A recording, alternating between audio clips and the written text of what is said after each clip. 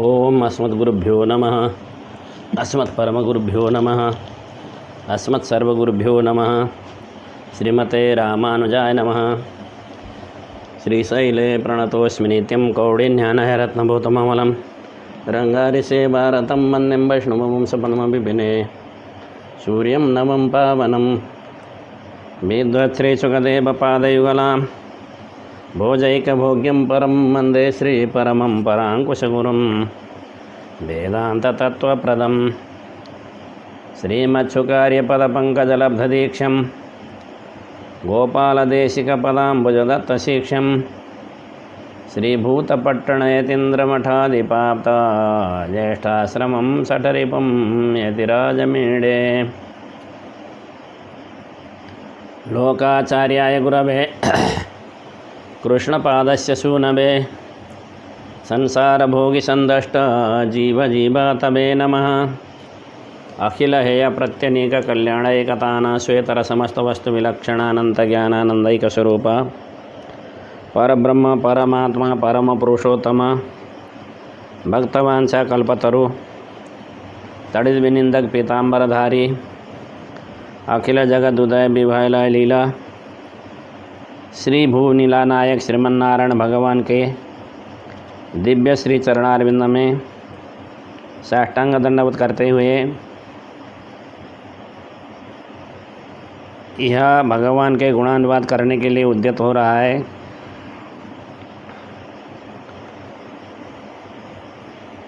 परात्पर निखिलेश परब्रह्म परमात्मा श्रीमन्नारायण भगवान की निर्हेतु की कृपा से जीव को मानव शरीर प्राप्त होता है। जिस समय में मानव शरीर प्राप्त हुआ हो उस समय में जीवात्मा को बहुत कुछ जान लेना चाहिए। इनमें से तत्वहित पुरुषार्थ अवश्य जानना आवश्यक है। तत्वहित पुरुषार्थ को बताने के लिए साक्षात लोकाचार्य स्वामी जी का अवतार भगवान ने ग्रहण करके तत्वत्रय के माध्यम से बताया है। कल के प्रसंग में जगत के सृष्टि तिथि संहार करने वाले भगवान ही है। भगवान का जगत का सृष्टि तिथि संहार केवल लीला है ऐसा बताया। संहार में फिर लीला नष्ट होगा तो संहार भी लीला होने से नष्ट नहीं होगा ऐसा ही बताया है। तो भगवान स्वयं जगत रूप से परिणाम होने के कारण भगवान उपादान भी हैं जगत के ऐसा बताते हैं। किसी भी कार्य को करने के लिए तीन तरह के कारण होना जरूरी है। उपादान कारण होना जरूरी है, सहकारी कारण होना जरूरी है, निमित्त कारण होना जरूरी है। उपादान कारण उनको बोलते हैं जो कार्य होने के बाद में वह कार्य के रूप में परिणत होकर के रहने वाला हो उसको उपादान बोलते हैं। जैसे मान लीजिए दीवार बनाना है तो सीमेंट बालू माटी पानी इत्यादि जो भी कुछ है ईंट आदि सब पहले ईंट के आकार में बालू के आकार में पानी के आकार में सीमेंट के आकार में अलग था। उसको एकत्र करके उसमें चुन दिया दीवार के रूप में दिखाई पड़ता है। तो उसमें सीमेंट भी है बालू भी है पानी का अंश भी है ईंट भी है। ऐसे पदार्थों को उपादान बोलते हैं। निमित्त बोलते हैं उसको बनाने के लिए संकल्प करने वाला। मैं ऐसा बनाऊंगा करके संकल्प को करके उसको करने वाला को निमित्त बोलते हैं। सहकारी कहते हैं दीवार बनाने के लिए जो उपकरण चाहिए सामग्री चाहिए उसको सहकारी कारण कहते हैं। जैसे बेलचा फावड़ा सीमेंट को मिलाने के लिए और मसले को दीवार में चुनने के लिए करनी ईंट को तोड़ने के लिए हथौड़ा इत्यादि जो पदार्थ होते हैं ये सहकारी कारण कहलाते हैं। तो भगवान जगत के सृष्टि कैसे करते हैं तो बताते हैं स्वयं भगवान ही जगत के रूप में परिणाम होने के कारण उपादान कारण भी है। स्वयं संकल्प होने के कारण निमित्त कारण भी है। काल के अंतर्यामी होकर के करने के कारण भगवान सहकारी कारण भी है। प्रकृति र जीवात्मा के अंतर्यामी होकर के स्वयं कार्य के रूप में भगवान आते हैं, इसलिए उपादान कारण भगवान ही है। काल के अंतर्यामी होकर के काम कराते हैं, इसीलिए भगवान सहकारी कारण भी बनते हैं। स्वयं संकल्प करके रचना करने के कारण उपादान कारण निमित्त कारण भी भगवान ही है। इस तरह से 3 तरह के कारण बन करके भगवान जगत के सृष्टि तिथि और संहार को करते हैं। स्रष्टा सृजति च आत्मानं विष्णुपाल्यं च पाति च उपसंहृत चोपसंहर्ता च स्वयं हरि, ऐसा विष्णु पुराण में बताया है। भगवान स्वयं स्रष्टा है, स्रष्टा होकर के स्वयं सृष्टि भी करते हैं भगवान, और अपने को ही स्रष्टा बन करके अपने को ही सृष्टि करते हैं, अपने को ही पालन करने वाला बन करके अपने को ही पालन करते हैं, और संहार करता बन करके भगवान अपने को ही संहार करते हैं। ससृज्य स एव सृज्य सजसर्ग करता, सृज्य माने सृष्टि किए जाने वाला भी भगवान ही है, सृष्टि करने वाले भी भगवान हैं। स एव पाति अति च, रक्षा करने वाले भी वही है, रक्षा होने वाले भी वही है, संहार करने वाले भी वही भगवान है, और संहार किए जाने वाला पदार्थ भी वही भगवान ही है। ब्रह्मादि के रूप में आकर के अशेष मूर्ति को धारण करते हुए भगवान इस तरह से सब तरह के काम कर लेते हैं। वह विष्णु हैं, वरेण्य हैं, वशिष्ठ हैं, वरिष्ठ हैं, वरदान देने वाले हैं, इसलिए उपादान कारण भी भगवान होते हैं, ऐसा बताया। जब भगवान स्वयं उपादान हो रहे हैं, जगत के सृष्टि स्थिति संहार करने के लिए स्वयं अपने शरीर को ही विकृत करके भगवान जगत के सृष्टि स्थिति कर रहे हैं, तो फिर भगवान को निर्विकार कैसे कहेंगे? तो बताते हैं भगवान के स्वरूप में कहीं विकार होता नहीं है, भगवान के शरीर के अंश में विकार होता है, भगवान के स्वरूप के अंश में विकार नहीं होता। भगवान का शरीर है प्रकृति, जहाँ विकार होना है प्रकृति के अंश में ही केवल होता है। केवल प्रकृति के अंश में विकार होने के कारण, भगवान के स्वरूप के अंश में विकार नहीं होने के कारण भगवान को निर्विकार कहते हैं। क्योंकि भगवान के 2 विशेषण हैं, चित और अचित, ये 2 भगवान के शरीर है, ये दोनों विशेषण भगवान के हैं। ऐसे विशेषण से युक्त होने के कारण जगत रूप से परिणाम होते समय प्रकृति के स्वरूप स्वभाव में विकार होता है, जीवात्मा के स्वभाव में विकार होता है, स्वरूप में विकार नहीं होता जीवात्मा का। भगवान के स्वरूप में भी स्वभाव में भी विकार नहीं होता, इसलिए भगवान के स्वरूप में विकार नहीं होने के कारण निर्विकारत्व तो जो बताया है उसमें कोई विरोध नहीं है। यदि भगवान निर्विकार हैं तो परिणाम कैसे होता? फिर परिणाम तो नहीं होना चाहिए, परिणाम माने बदलना, नहीं बदलना चाहिए ना। तो बताते हैं रे भगवान में इतनी सामर्थ्य भी नहीं है। एक कीड़ा जो काम कर सकता है वह क्या भगवान नहीं कर सकते? ऐसा कहते हैं लोकाचार्य स्वामी जी। एक कीड़ा होता है जिसको मकोड़ा बोलते हैं, मकोड़ा,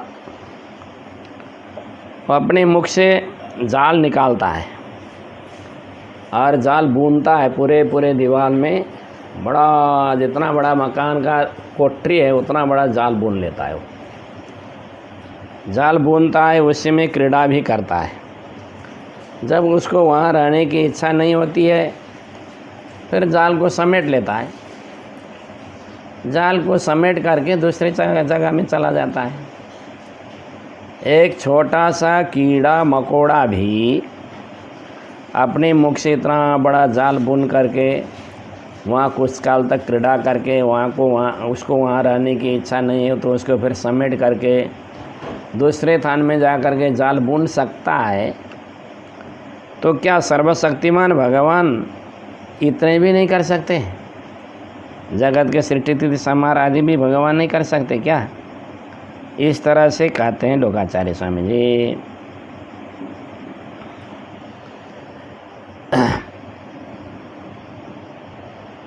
शास्त्र ने भी बताया इसको, पूर्णनाभिर यथा सृष्ट्वा स्वयं तद्ग्रसते पुनः तथा सृष्टेदमखिलम स्वयं तद्ग्रसते हरि, ऐसा बताया है। पूर्णनाभि लूता बोलते हैं उसको, मकोड़ा भी बोलते हैं, लूता भी बोलते हैं। मकोड़ा जो है स्वयं जाल को सृष्टि कर लेता है, बुन लेता है और उसमें बैठता है, क्रीड़ा करता है, बाद में समेटता है, जाता है, इतना शक्ति वो भी रखता है। तो क्या सर्वशक्ति भगवान में इतना शक्ति नहीं है?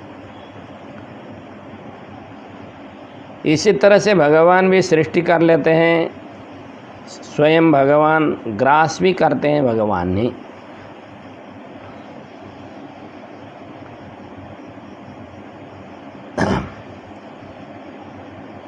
भगवान के जो कार्य अनंत हैं, अपने शरीर से ही उपादान स्वयं बन करके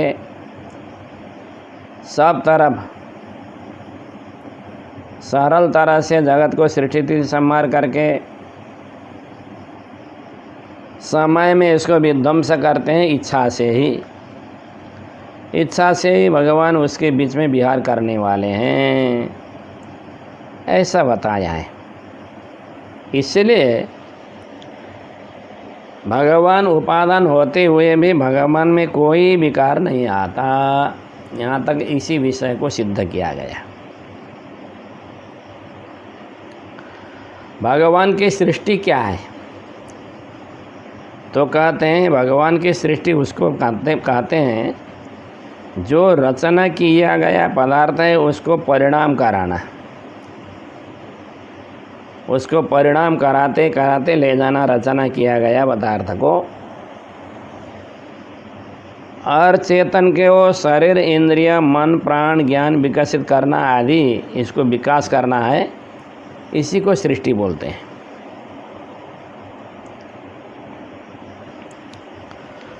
जैसे बताया भी है, ततः स्वयंभूर्भगवान् अव्यक्तो व्यञ्जन्निदं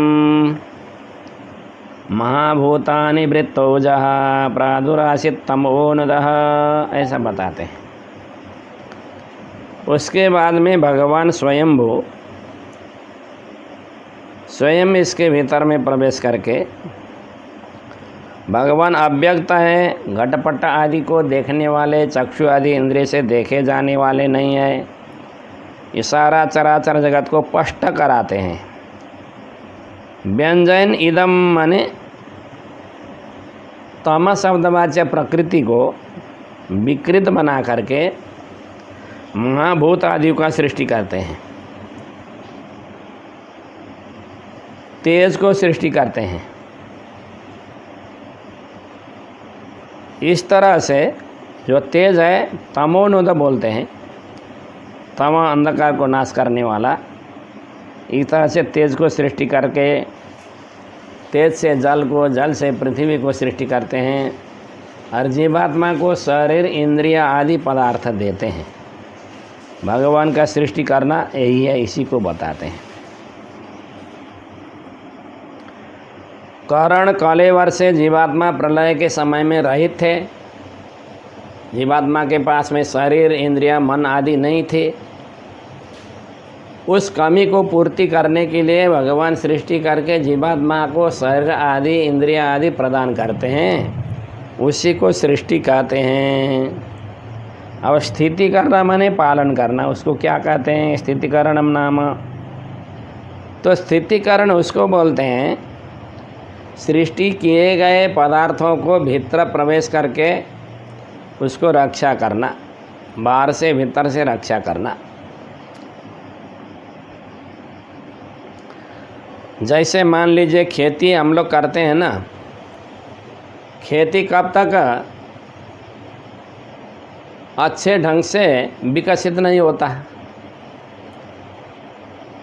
तो जब तक वर्षा नहीं होती तब तक खेती विकसित नहीं होता। खेती को विकसित करने के लिए वर्षा होना ज़रूरी है। वर्षा के जल से ही विकसित होता है।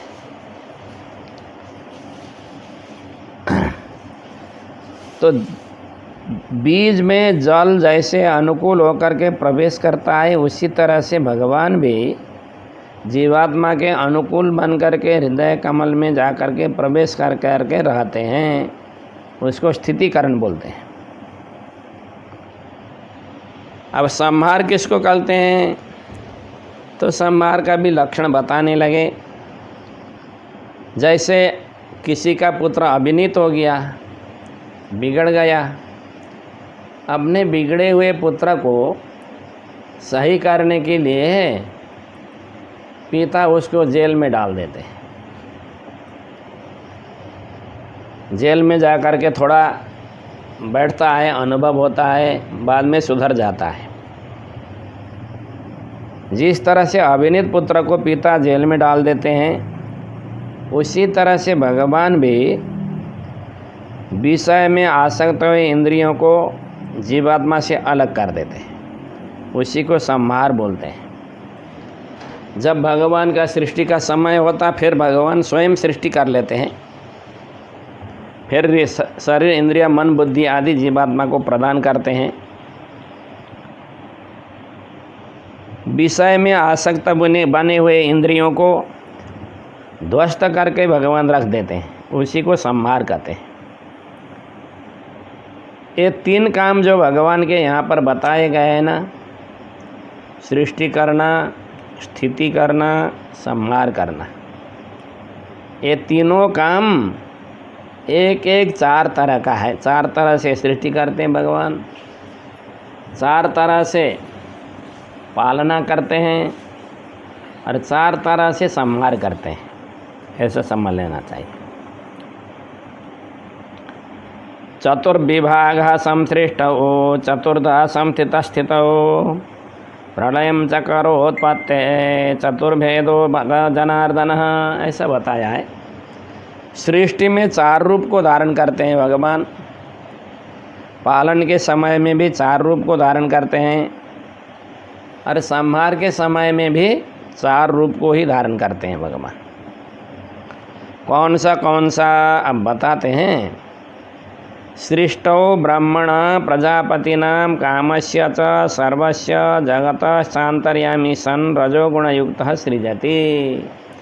सृष्टि के समय में प्रेरणात्मक रजोगुण को उत्तेजित करके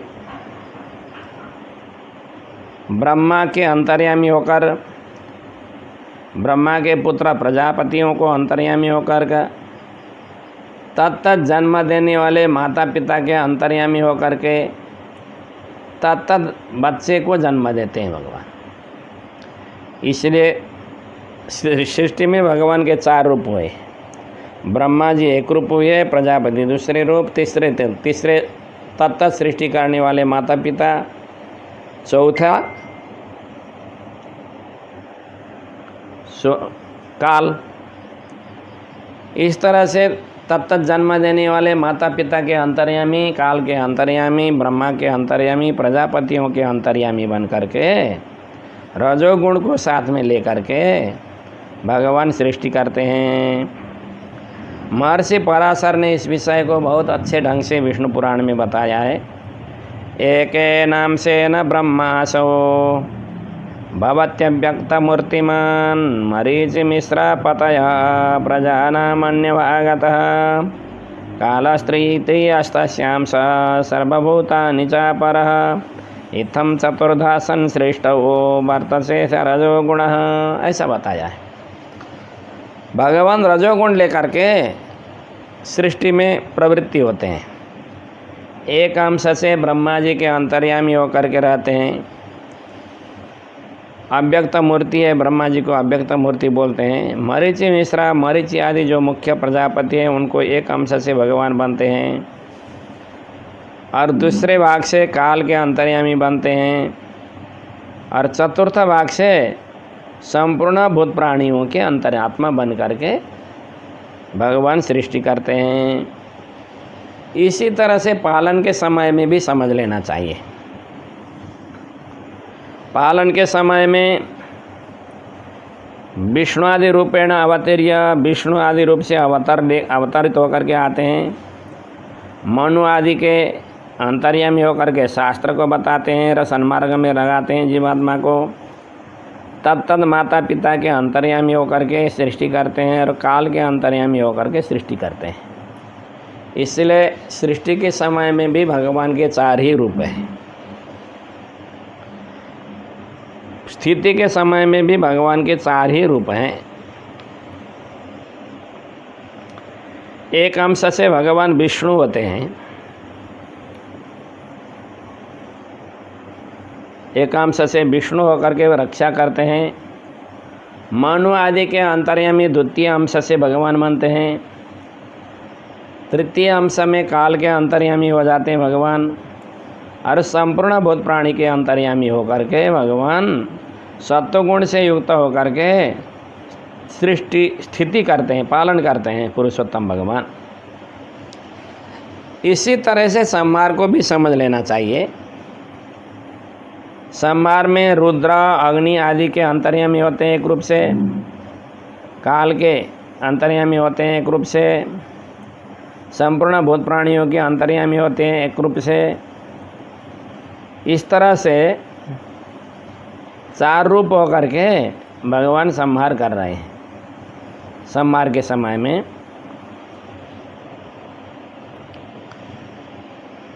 बताया भी है, आश्रित्य तमसो वृत्तिम अंतकाले तथा प्रभो। जब सारा ब्रह्मांड का प्रलय होने का समय आएगा ना, तो उस समय में तमोगुण का वृत्ति को आश्रय लेते हैं।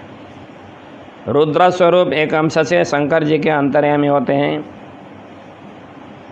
दूसरे अंश से अग्नि आदि अंतक काल यमराज आदि के अंतर्यामी होते हैं, तीसरे अंश से काल के अंतर्यामी होते हैं भगवान, चतुर्थ अंश से संपूर्ण भूत प्राणी के अंतर्यामी होकर के विनाश भी भगवान 4 रूप से ही, 4 तरीके से ही करते हैं। इसलिए बताया है, ब्रह्मा दक्षादय कालस तथैवाखिल जंतव विभूतयो हरे रेता जगत सृष्टि हेतवे है। भगवान के सृष्टि के हेतु 4 विभूतियाँ हैं, ब्रह्मा जी, दक्ष आदि प्रजापति, काल और तत्त सृष्टि करने वाले जीवात्मा, कुल मिला करके 4 रूप से भगवान सृष्टि करते हैं। पालन करते समय विष्णुर्मन्वादय कालः सर्वभूतानि च द्विज स्थितिर्निमित्तभूतस्य विष्णुरेता विभूतयः मन। इस तरह से कहा है। भगवान एक रूप से विष्णु बनते हैं, दूसरे रूप से मनु आदि महाराजों के अंतर्यामी बनते हैं, राजाओं के अंतर्यामी बनते हैं, तीसरे रूप से काल के अंतर्यामी बनते हैं, और चतुर्थ रूप से तत्त सृष्टि करने वाले माता पिता के अंतर्यामी होते हुए, तत्त पालन करने वाले माता पिता के अंतर्यामी होते हुए भगवान पालन का कार्य कार्य संपन्न कर लेते हैं। संहार के समय में रुद्र के एक रूप से, काल अंतक आदि के 2 रूप से, संपूर्ण भूत प्राणियों के 3 रूप से, तृतीय रूप से, और काल को चतुर्थ रूप से अंतर्यामी बना करके भगवान संहार भी करते हैं। इस तरह से सृष्टि में भी भगवान के 4 रूप दिखाई पड़ते हैं, पालन के समय में भी 4 ही रूप दिखाई पड़ते हैं, और संहार के समय में भी 4 ही रूप हैं। अच्छा ठीक है, तो समझ गया भगवान इस तरह से सृष्टि करते हैं, हमने समझ लिया। परंतु विषम सृष्टि कैसे होती होगी, इस तरह से शंका हुई, तो उस शंका के समाधान में बताते हैं, काचित सुखिनः काचित दुखिनः सृजत ईश्वरस्य वैषम्यनिर्गे स्याताम् इति चेत। किसी को भगवान सुखी सृष्टि करते हैं, किसी को दुखी बनाते हैं, किसी को लोकोत्तर सुख मिल रहा है, बहुत ज़्यादा सुख मिल रहा है, किसी को सुबह और शाम भगवान को भोग लगा करके भोजन करने का अवसर भी नहीं मिलता है किसी को। इस तरह का विषम सृष्टि नहीं होना चाहिए। ऐसा यदि विषम सृष्टि हो रहा है, किसी को सुखी किसी को दुखी भगवान ने बना लिया है, तो अपना दोष समझ लेना चाहिए वो।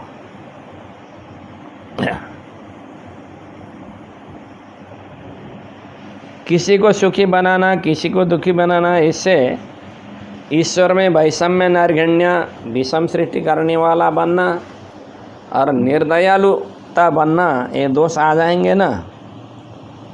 इस तरह की शंका हुई तो ये दोष नहीं आते हैं,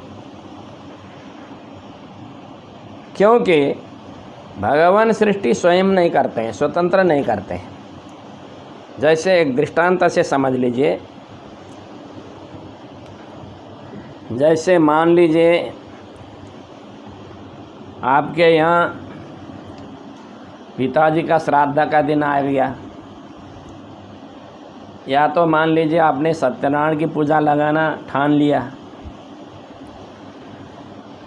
तो ब्राह्मण को तो बुलाएंगे ना, ब्राह्मण आ जाते हैं। ब्राह्मण को जिमाने के लिए आपने बहुत कुछ रखा है बना करके।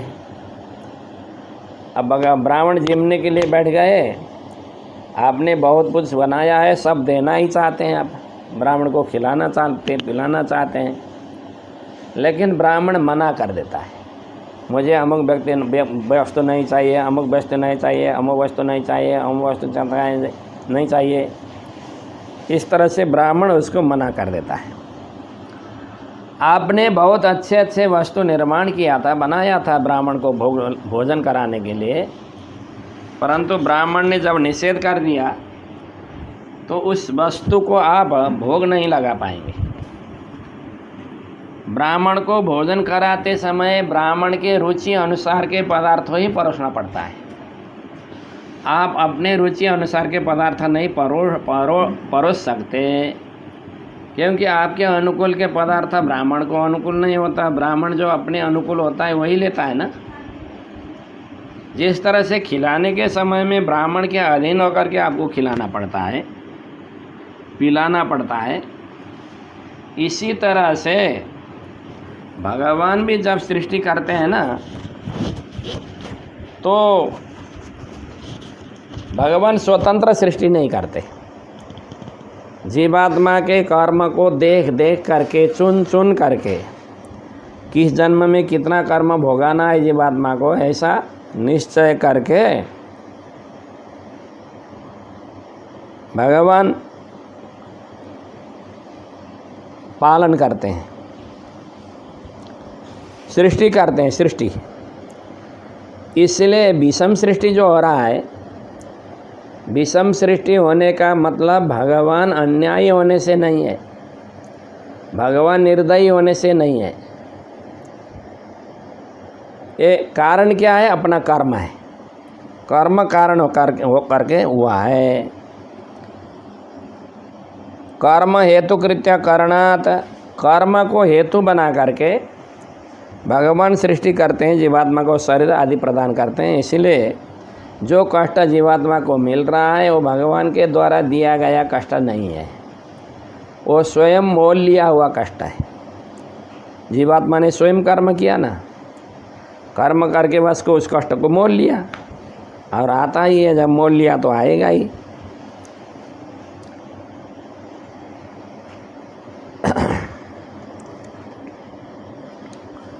जैसे मान लीजिए पहले एक समय में एक माताजी का बच्चा माटी खाता था। माताजी देख रही माटी खा रहा है और उसको खाने दूं तो रोगी बनेगा, यदि मना करूँगा तो रोना धोना शुरू कर देगा। इसलिए वो रोए तो भी मुझे ही कष्ट होता है, रोगी होकर के कष्ट झेले तो भी मुझे ही कष्ट होता है। इसका कोई उपाय तो होगा, इसके माटी खाने का आदत छुड़ाने का। एक महात्मा के पास में गई, महात्मा ने कहा आज नहीं कल महीना दिन के बाद में आइए। तो फिर लड़के को लेकर के माताजी महीना दिन के बाद में गई और ऋषि कहते हैं लड़के से, देखो बेटा तुम माटी खाते हो, कुछ कुछ खाता हो, माटी खाना खराब है, माटी खाने से पेट में कीड़े पड़ जाएंगे और मृत्यु हो जाएगी। इस तरह से भयभीत कराती है, महात्मा कराते हैं। और माताजी को कह देते हैं देखिए इतने से मानने वाला नहीं है, कल आप इसको मिट्टी के ढेले में थोड़ा सा लाल रंग रख दीजिए भीतर और उस ढेला को खिलाइए, तब इसको भय दिखाइए। जब लाल रंग रख दिया हो तो माटी जब खाने लगता है तो मुख में लाल रंग हो जाता है ना, पूरा लाल हो जाता है मुख। तो देखो तुम्हारे मुख में घाव हो गया, पेट में कीड़े पड़ गए, इसीलिए रगत बह रहा है तुम्हारे मुख से लाल लाल। अब भी मिट्टी खाते रहोगे तो तुम मर जाओगे, कहा करके माताजी भयभीत कराती है। जो भयभीत हो जाता है तो अब क्या करूं कहा करके रोता है, तो माताजी बता दी देखो मैं जैसे खाती हूँ उसी तरह से करते जाओ, तुम्हारा रोग भी ठीक हो जाएगा, तुम भी ठीक हो जाएगा, सब कुछ अच्छे हो जाएगा। कह करके उसको माटी एक के साथ में माटी खाना तो छोड़ता नहीं, वो माटी को थोड़ा थोड़ा कम करते करते 1-1.5 महीना में पूरा छुटा लेती है माताजी। जिस तरह से उसी तरह से भगवान भी क्या करते हैं, कर्म को देख करके जगत का सृष्टि स्थिति संहार करते हैं और भय दिखा करके संसार से निवृत्ति करते हैं।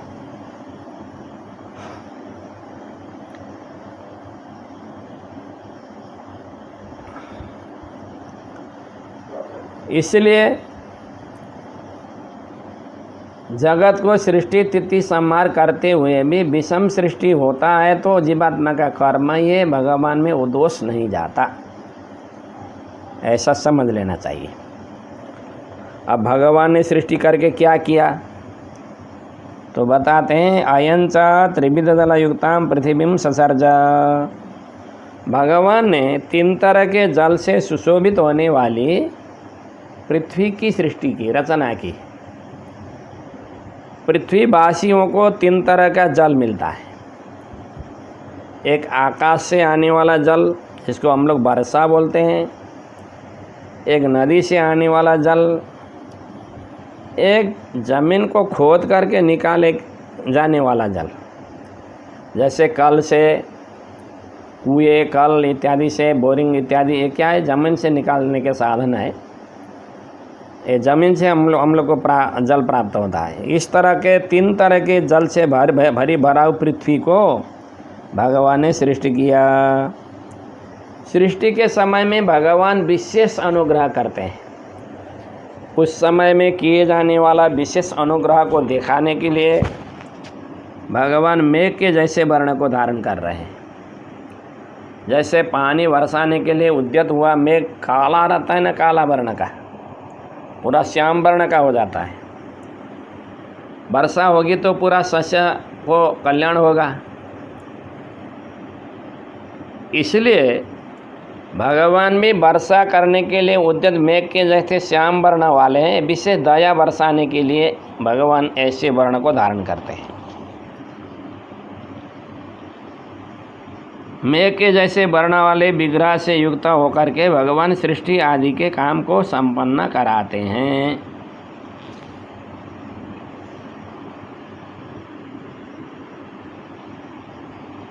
अब भगवान विलक्षण विग्रह से युक्त हैं ऐसा बताते हैं।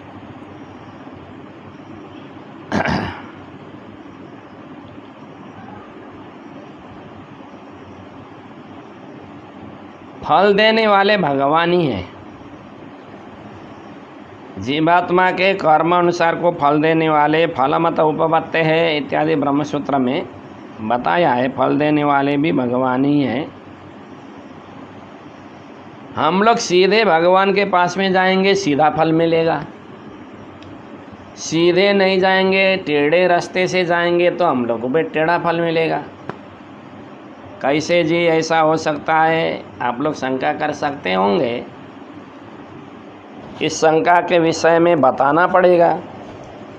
अभी मैं एक दृष्टांत बताने जा रहा हूँ, आप लोग ध्यान से सुनिएगा। जहाँ पहुँचेगा दृष्टांत वहीं से आगे कल शुरू करूँगा। फिर पहले एक समय में एक पिताजी का कोई संतान नहीं था। बहुत धर्म कर्म करने के बाद में एक संतान हुआ, वो बिगड़ गया। क्योंकि वृद्धावस्था में किसी को संतान प्राप्त हो तो ज़्यादा लाड़ प्यार मिलता उसको, और जिसको ज़्यादा लाड़ प्यार किया जाता है ना, वो बिगड़ जाता है।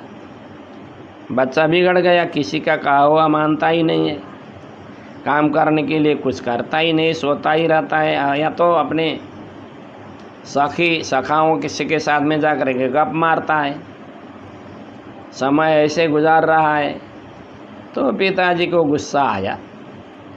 गुस्से के कारण पिताजी ने उसको 2-4 झापड़ दे दिया।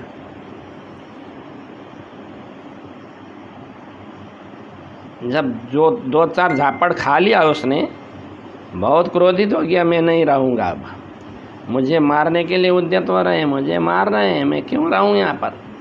ऐसा कहता हुआ वहाँ से निकल गया, खिसक गया। कहाँ गया? शाम को नहीं आया, दूसरे दिन नहीं आया, तीसरे दिन नहीं आया। वो लौट कर के जाने भाव से आया, गया ही नहीं था। वो 1 महीना के राह के दूर में जा कर के एक माली के बगीचा में जा कर बैठ कर के सुपरवाइज़र का काम कर रहा था। 2 महीना बाद पिताजी ढूंढते हुए वहाँ पहुँचे। माली से, वो मेरा पुत्र है, आप उसको ढंग से देखिएगा, मैं आपको महीने मनी ऑर्डर पैसा भेजता रहूँगा, और उसको खाने पीने के लिए आप ध्यान दीजिएगा, उसको ज़्यादा काम भी मत लगाइएगा, उसका काम करने का आदत नहीं है। कह करके पिताजी उसको दर्शन दिए बिना ही लौट करके आए। और माली ने उसी समय में जा कर के नए नए वस्त्र खरीद करके गला करके दे दिया उसको। भोजन के लिए भी बहुत अच्छा पकवाना बना करके भोजन कराया, क्योंकि उसका तो जाता कोई कुछ नहीं था। पिताजी ने संपत्ति दिया था, उसी संपत्ति को खिलाना था, उसमें उसको डबल फायदा हो रहा था। तो खिलाने लगा तो वो क्या समझता है, मेरे माता पिता से अच्छे तो ये माली है, मेरा कितना ढंग से देखभाल कर रहा है, ऐसा कह करके सोच करके और लगनशील होकर के काम करने लगा। ऐसे 12-15 वर्ष निकले। तो एक बार पिताजी ने कहा उससे, और प्रत्येक बार महीना में मनी ऑर्डर जाता ना, वो सब उसने संभाल करके रखा था वो कागज़ को।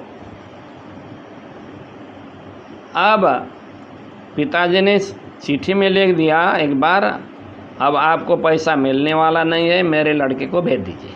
इस तरह से लिख करके भेज दिया। तो उसने कहा बुला करके, अब तुमको मैं यहाँ नहीं रख सकता, जाओ तुम। खाने लगा, क्यों? आप तो मुझे खूब देखभाल करते थे। देखभाल करता था, लेकिन मैं नहीं करता था। तुम्हारे पिताजी के पैसे मुझे मिल रहे थे मुफ्त में पैसा मिल रहे थे, इसलिए मैं खाने लगाने के लिए देता था। आज से तुम्हारे पिताजी ने मुफ्त में पैसा भेजना बंद कर दिया, इसलिए अब मैं तुम्हारा पालन पोषण नहीं कर सकता। तो उसने कहा, आज तक मेरे पिताजी मुझे पालन पोषण कर रहे थे। हाँ, तुम जब मेरे यहाँ सुपरवाइज़र होकर के बैठा था ना, उसी समय में आए थे, उनने ऐसा कहा था। उनके कहा हुआ जो लिखा हुआ चिट्ठी भी रख दिया, मनी ऑर्डर के फार्म के सब ला करके रख दिया। ये सब पिताजी के द्वारा भेजे गए पैसे के मनी ऑर्डर के फार्म है। तो सब देखने के बाद में उसको ज्ञान हुआ, अरे भैया, मैं तो इसी को सब कुछ देने वाला मान रहा था, परंतु देने वाला तो माता पिता ही है। जैसे वो बालक मान लेता है, उसी तरह से सीधा भगवान के पास में जाएंगे, भगवान के द्वारा दिया गया वस्तु को प्राप्त करेंगे। टेढ़े मार्ग से जाएंगे तो भगवान ने किसी देवता को दिया हुआ होता है, और देवता को दिया हुआ पदार्थ को ही हमको मिलता है, ऐसा